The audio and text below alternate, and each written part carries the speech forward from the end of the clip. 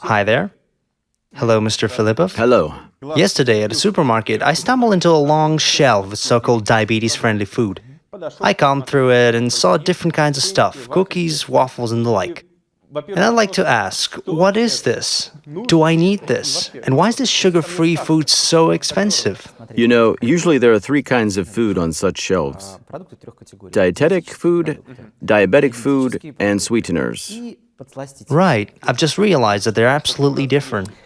The dietetic food has nothing to do with diabetes. It is intended for different diets, which are numerous, as you know.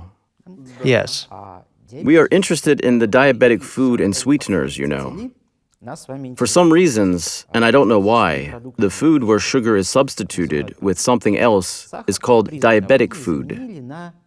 For example, sugar analogs, such as fructose or sweeteners, are used. They are also numerous. Why are you so skeptical about the diabetic food? Because people with diabetes have no special need in such diabetic food. I'll explain you why. When food is produced, both diabetic and ordinary food is produced, ordinary ingredients are used, such as flour, starch, They haven't been replaced, yes. fruit juice. They are not replaced. Sugar is the only ingredient that is substituted. As a result, all this food does contain carbohydrates. At the same concentration. It may not be the same, but it becomes more difficult to calculate them. And a person has an illusion. If this food is called diabetic, I may eat it without limits.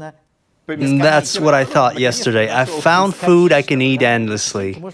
Endlessly. But the fact is that they contain almost the same amount of carbohydrates as in the same cookies on the neighboring shelf without the diabetic food label. And which are cheaper. In fact, this food is not a healthy food for diabetics. As for the last category, sweeteners, as a rule, these are low-calorie, carbohydrate-free substances with a sweet taste.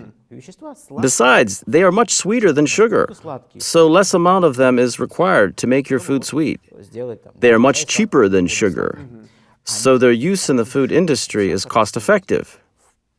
As for their relation to diabetes, they may only be used by people with type 2 diabetes who tried to control their body weight.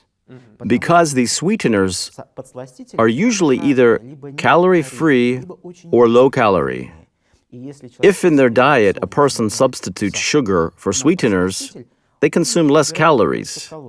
It's easier to lose weight. And what about type 1? It has no effect. If there is no need to lose weight and a person can precisely calculate the amount of consumed carbohydrates, then sugar is okay. Thank you very much, Mr. Filippov. Now I know how to avoid marketeers' traps.